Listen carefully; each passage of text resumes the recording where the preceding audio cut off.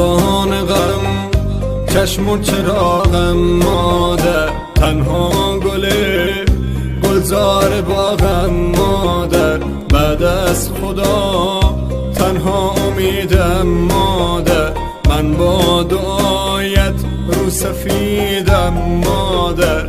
مادر پرستار دلم، ای روشنی بخش و چراغ منزلم.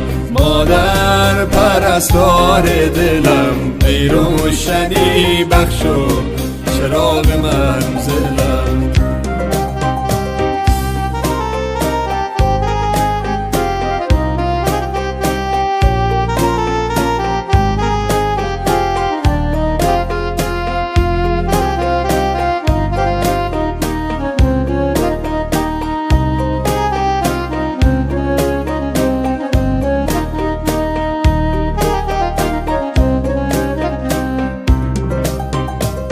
قلب منی این آرزوی آخر است، گویم بهش در زیر پای مادر است. ای وای من قدر تو رو نشناختم، من را ببخش تنها به خود پرداختم. مادر پرستار دلم، ای روشنی بخش و چراغ منزلم.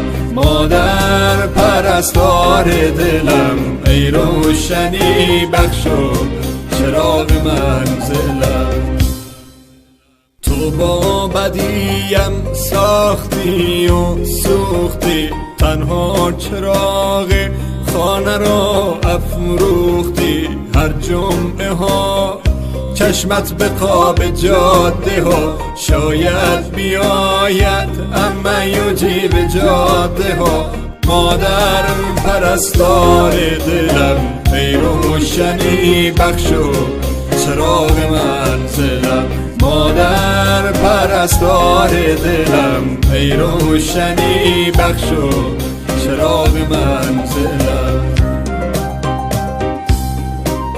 کسی که تا همیشه پای من سوخت، چراغ خانه سرد من افروخت. شبی که سر به بالین تبم من، شبی که سر به بالین تبم من، زمین و آسمان یک جا به هم دوخت. زمین و آسمان. مادر تویی دار و